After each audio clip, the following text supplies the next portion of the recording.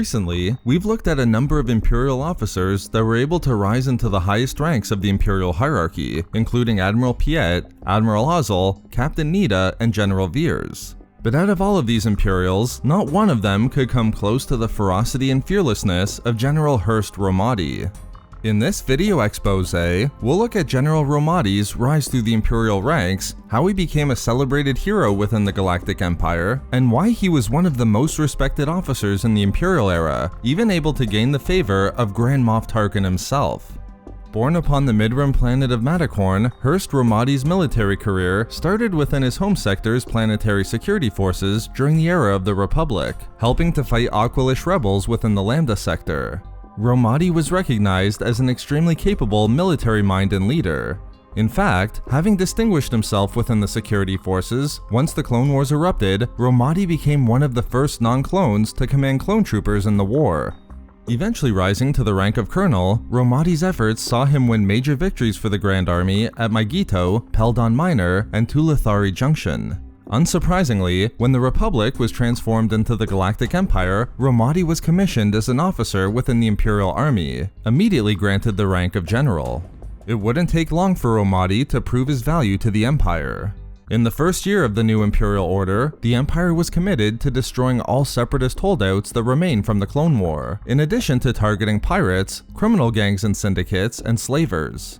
Because Palpatine couldn't accept any portion of the galaxy not being controlled by the Empire, the new Emperor ordered his navy and army to conquer the Outer Rim and crush any resistance to his rule.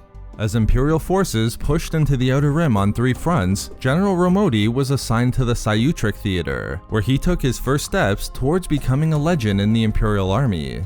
Since the end of the Clone War, the theater had morphed into a rallying point for separatist holdouts originating on the planets Moonalist and Maigito, where they joined forces with pirates and slavers to oppose Palpatine's New Order, supported by funding from Selenon and Dooku's former homeworld of Sereno.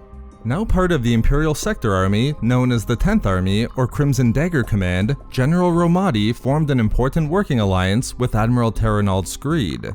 As Screed engaged the starfleets of the separatist holdouts, Romodi commanded all ground operations during the offensive. Although the fighting was intense and the holdouts gave the new Imperial forces difficulties in numerous engagements, Romodi played a crucial role in smashing the separatist remnants in the Tragan Cluster, as well as the Khans, Nijun, Sayutric, Spryzen, and Quelli sectors. Eventually, Romodi and the 10th Army won decisive victories in the Battle of Vinsoth and the Battle of Vardos, successfully pacifying the region and bringing it under the authority of the Empire. Through his victories, General Romodi returned to Coruscant as an Imperial hero, celebrated in the core worlds as the face of the New Order and what it could achieve in bringing peace and stability throughout the galaxy. But while Romodi's reputation was built through the Sayutric campaign in the first year of the Galactic Empire, his efforts in the Western Reaches operation 2 years later solidified him as one of the most loyal and competent generals in the Imperial Army. Despite the fact that the Clone War had been won over 2 years earlier, powerful separatist holdouts still remained by 17 BBY.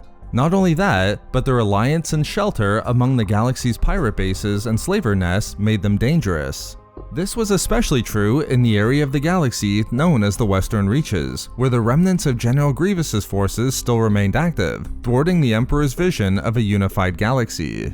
Palpatine was specifically determined to pacify the Western Reaches, and to do so, he turned to none other than Tarkin to oversee the campaign that became known as the Western Reaches Operation.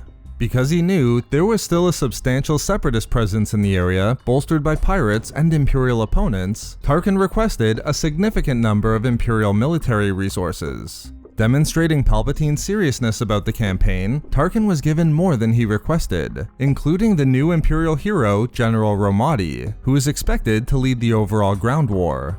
This operation would bring Romodi to Tarkin's attention, creating a mutual respect that would last for the next 17 years. But perhaps even more important, the Western Reaches operation would propel Romodi to the attention of the entire galaxy. The campaign was followed intensely by the citizens of the Galactic Empire like never before, capturing their imaginations as numerous battles were recorded by Imperial HoloNet news crews. Romodi was the perfect Imperial within the presence of these cameras. He became famous for his practice of directing his forces from the open top hatch of an armored combat vehicle known as a floating fortress, fearlessly endangering himself to the blaster fire and artillery of his opponents. When he was worn, he risked not just being shot in this manner, but that the impacts of artillery shells around him could easily leave him deaf. An irritated Romodi simply ordered a medical droid to replace his eardrums with cybernetic implants. With everyone now recognizing his commitment, Romodi was free to continue his battlefield habit, unencumbered by the concerns of those around him. Winning crucial victories in the battles of Ord Vog, Iktor, Halm, and Pendexa, Romodi was famous throughout the Galactic Empire, leading the Imperial forces to victory in the Western Reaches operation. But the campaign didn't end without tragedy for General Romodi. When he was ambushed by pirates on the outer rim planet of Brindar, Romodi was gravely injured when a grenade sent shrapnel ripping through his face, arms, and chest. Although the general was blinded and badly injured from the attack, he refused to leave his forces, and directed the final battles of the campaign from inside a Bacta tank, as orders were presented through aides who kept him informed on the operations of each battle. This, of course, only further cemented the legacy of General Romodi, as he was recognized as being one of the most committed officers to Palpatine's empire. However, given the extent of his injuries, not even General Romodi could ignore their consequences, and had to walk away from his service within the Imperial Army. The Western Reaches operation left him terribly scarred and with fearsome cybernetic eyes.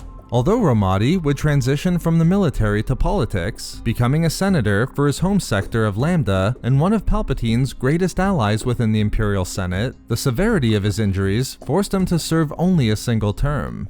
As the years passed since the ambush that almost took his life, it was recognized that the injuries he sustained were much worse than anyone had initially suspected.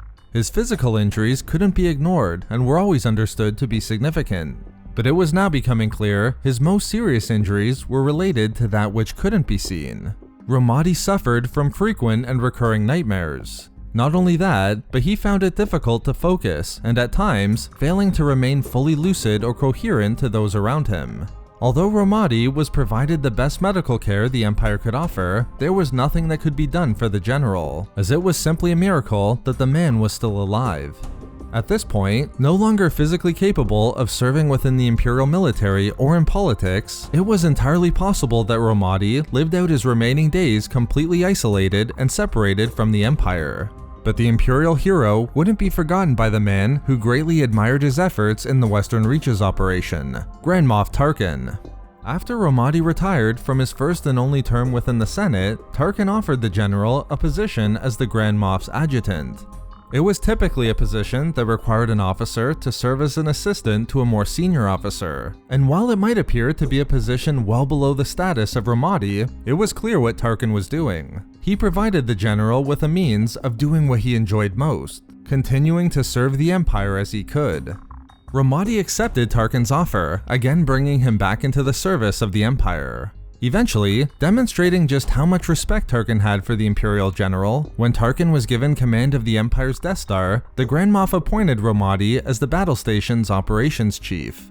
Given Romodi's declining health at this point, it was more of a ceremonial title than anything, but nevertheless spoke to the way in which Tarkin wished to honor one of the Empire's greatest heroes. In fact, whenever Tarkin was questioned on why he tolerated the presence of Romodi when he was barely lucid enough to perform otherwise simple duties, the Grand Moff would take the time to lecture the individual about the importance of sacrifice and loyalty, as when it came to General Romodi, he had sacrificed practically everything for the Empire. So there we have it, the rise of General Hurst Romodi and why he was so respected by Tarkin and Palpatine. We love making these videos, so why not subscribe for more fun Star Wars theories and discussions. Also, if you enjoyed the video, think about giving a like or leaving a comment. Or perhaps follow us on Twitter at SW Reading Club for updates regarding the channel. Or support the channel through Patreon for access to exclusive rewards and discussions. If not for me... for Screed.